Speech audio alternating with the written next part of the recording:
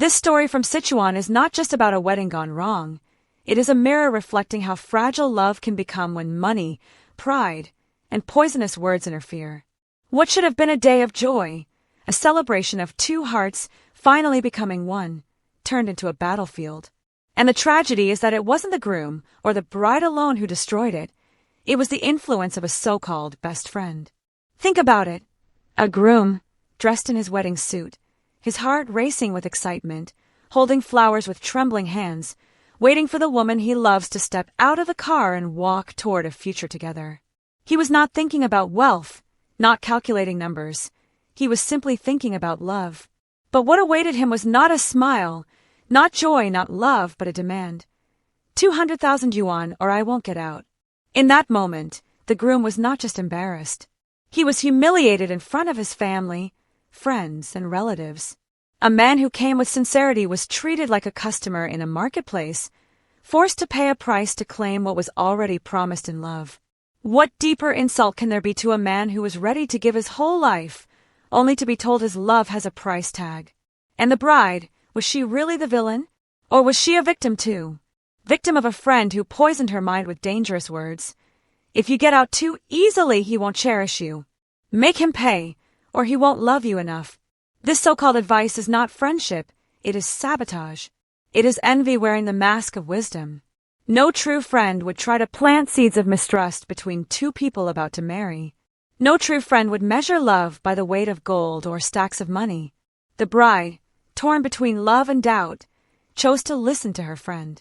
She believed that love could be tested with money, that dignity could be proved through a price. And in doing so, she lost the very thing she was hoping to secure. Because here is the truth. Love that needs to be tested already lacks trust. And trust, once broken, is nearly impossible to rebuild.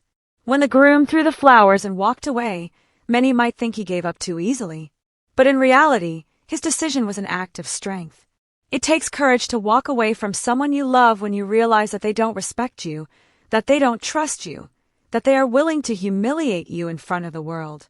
His decision was not made out of anger alone, but out of dignity. A man can give everything for love, but he should never be forced to buy it. And the bride? She was left standing there, stunned, confused, realizing too late that her stubbornness had cost her the man who was ready to spend his life with her. In her ears, the words of her so-called best friend might still echo, but instead of feeling victorious, she faced only emptiness. Because what is a wedding without love? What is marriage without respect? Netizens were quick to judge. Some laughed, saying, "Guard against fire, guard against theft, and guard against your best friend." Others argued that a bride who is so easily manipulated is not worth marrying. Many supported the groom, saying he was right to end it on the spot. And they were right, because if a woman cannot stand with you on your wedding day, if she cannot trust you above all others, how can she stand with you through the storms of life? The saddest part of the story is not the broken wedding, but the lost lesson. Marriage is not about testing each other. It is about trusting each other. Love and money are not enemies, but when money becomes the measure of love, the relationship is already doomed. A man can buy you gifts, he can build you a house, he can pay for your comfort, but he cannot buy love. And a woman who uses money to measure devotion will never truly feel secure, because no amount of wealth can guarantee loyalty. What the bride failed to see was this. The groom had already proven his love by choosing her, by preparing the wedding, by standing in front of his family with flowers in his hands. That is love. That is sincerity. That is a commitment. Instead, she believed that a temporary act of demanding money would make her more valuable in his eyes. In truth, it made her less. Because love is not about demanding, it is about giving. Respect is not about raising the price, it is about lowering the guard.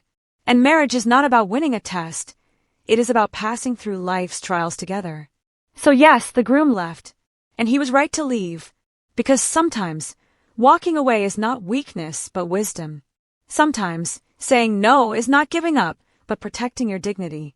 He showed the world that love cannot be bought, and that a man who values himself will never kneel to greed, not even in the name of marriage. This story will be remembered, not because of a wedding that never happened, but because it teaches us a timeless truth. Real love doesn't need a price. Real love doesn't need a test. Real love stands firm even when others try to shake it. And if it cannot stand without money, then it was never real to begin with.